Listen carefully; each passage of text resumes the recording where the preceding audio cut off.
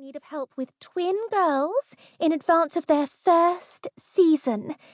He's called the Duke of Lackland, very rich, but rather bumpkiny or reclusive or socially inept or some such. Cannot say for certain. He's Cornish?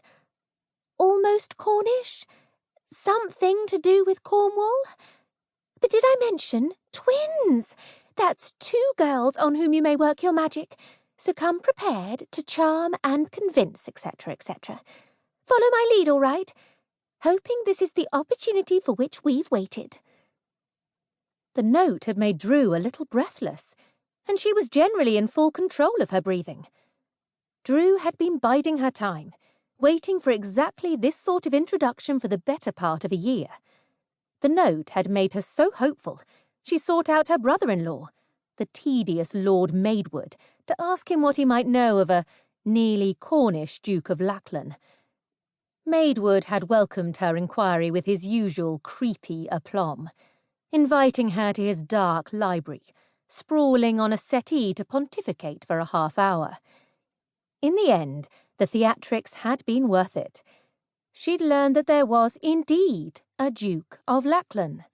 The dukedom was in Dorchester, very near to the Dorset coast. 3 years ago, the Duke had been at the centre of a scandal that consumed the country. He'd shown promise in the House of Lords before the scandal, but had since retreated to the ducal estate and hadn't been heard from since. But what of twin daughters? Drew had probed. Girls he might wish to bring to London and launch into society?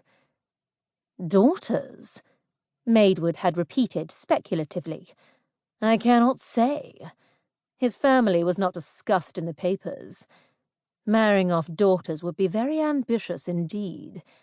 No young woman, and especially no debutante, would benefit from association with such a recent controversy. I don't care if her father is a duke. Did the scandal involve some indecency? Drew ventured. Indecency? No, assured Maidwood. It's nothing like that. He was involved in a Luddite riot. Got a man killed and injured several others. A youth, I believe. That is, his mismanagement of unruly tenants led to a riot that killed a man and injured the youth. Lackland rabble-roused alongside his tenants, going so far as to join their ranks as if he was one of them.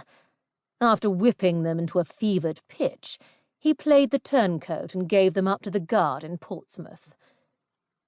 Drew considered this, weighing the risk of attaching herself to a family with a direct link to Luddite rioters. The so-called Luddites were skilled craftsmen, weavers or stockingers or lace-makers and the like, angry that new textile mills were putting them out of work. Lives were lost. Men were hanged. Still, rabble-rousing and mismanagement didn't sound so very bad, did it? Hardly ideal, but it wasn't as if the Duke was a marauder, or a lech, or a highwayman. This was a situation with which Drew could do some real good. For the daughters, if nothing else. She had to begin somewhere. But perhaps enough time has passed, suggested Drew hopefully, and gossip about the riot will have died down? It was 3 years ago, did you say? Yes, 1815. But it was fuel to the fire for so many subsequent uprisings. It has not been forgotten, I assure you. Ask anyone about the Honiton uprising and you'll get an earful. There was outrage on every side. The villagers were furious that their landlord warned the garrison, and the regiment in Portsmouth was angry that a duke had aligned himself with peasants. Poor leadership, that's what it was. He pitted the two sides against each other out of sport. Or he was out of his depth. Either way, he was too inexperienced and too arrogant. Yes, said Drew absently. She was thinking again of his daughters. What challenges would they face if their father was considered a rabble-rouser, turncoat, and instigator of civil unrest?